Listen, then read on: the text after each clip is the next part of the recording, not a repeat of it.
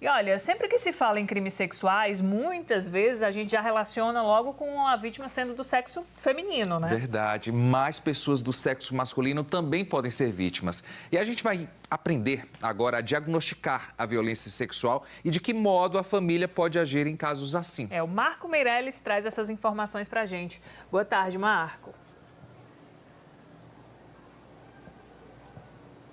Boa tarde, Carla. Boa tarde, Julião. Só para vocês terem uma ideia, de janeiro a junho deste ano foram 276 ocorrências registradas.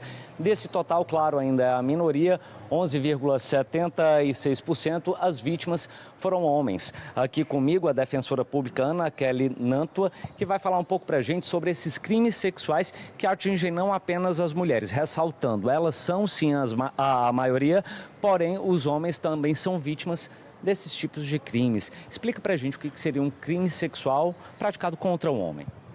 Pronto, boa tarde.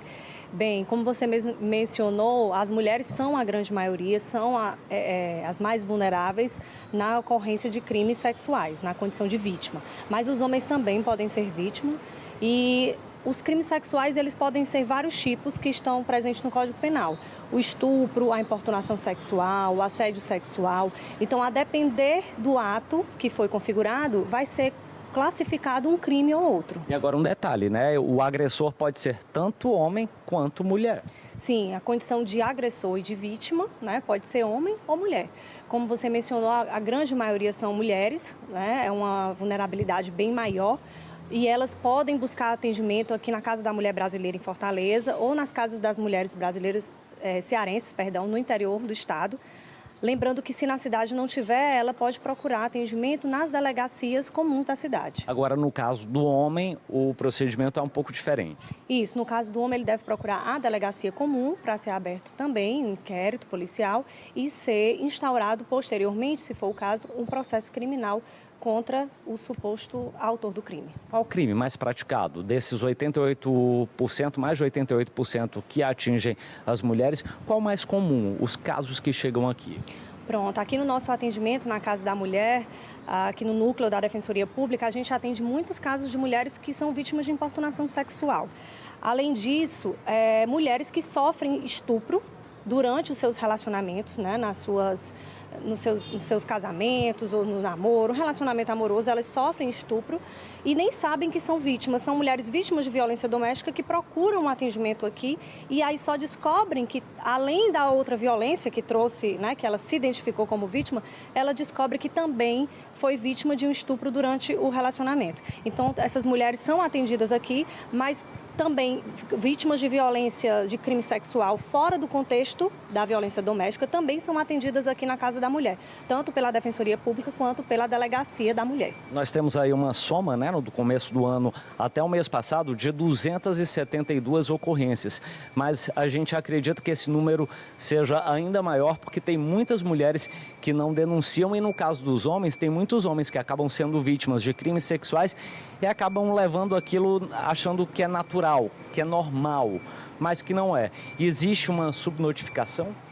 Sim, a gente acredita que tem uma subnotificação, até porque, principalmente em relação às mulheres, elas, muitas vezes, elas têm vergonha de se mostrar vítima de um crime sexual. Na condição de um relacionamento amoroso, muitas vezes elas, como eu disse, elas nem percebem que são vítimas de um crime sexual. E aí esse número, por maior que seja, é um número que ainda é ofuscado, né, diante da realidade por conta disso. As mulheres têm dificuldade de procurar ajuda e de externar que são vítimas de um crime sexual. E o homem, ele denuncia?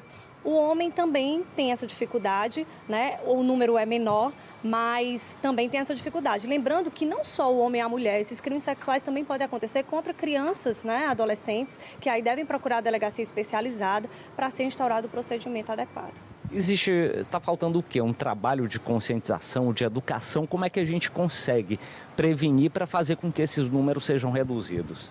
Aí é um trabalho de políticas públicas que precisa ser ampliado, né? Tanto no combate quanto na prevenção desses crimes sexuais. E aí é importante a união de todos os órgãos, é importante a união de políticas públicas, de educação em direitos. A Defensoria mesmo, através do nosso núcleo, a gente faz uma educação em direitos em escolas, em empresas que pedem orientações, que pedem palestras sobre a violência doméstica, sobre a violência sexual, justamente para levar a temática mais perto de todos, né, para evitar que ele aconteça e para que, se acontecer, a vítima ela possa saber aonde procurar, ela possa se sentir amparada, ela saiba que não está sozinha e possa pedir ajuda para que aquele agressor seja devidamente punido. Como é que a gente define importunação sexual? É, por exemplo, um toque que a mulher ou o homem não queria ter recebido, um beijo que foi roubado, porque existe agora um enquadramento em um crime que é mais sério do que antes. Sim, a importunação sexual como crime é uma figura recente que foi introduzida no Código Penal através de uma lei mais recente. Antes dessa lei, a configuração da importunação sexual ela era classificada como uma contravenção penal e muitas vezes o agressor ficava impune. Daí a importância dessa lei tipificando a conduta.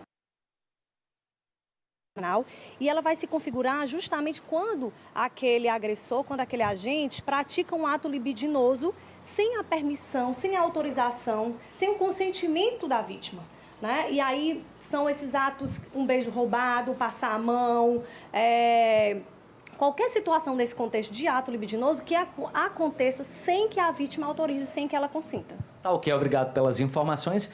Ficam aí as orientações e os canais para denúncia. Voltamos ao estúdio. É isso, Marco. Muito obrigado a você, a Defensora Pública, por todas essas informações importantíssimas. É isso, vamos seguindo.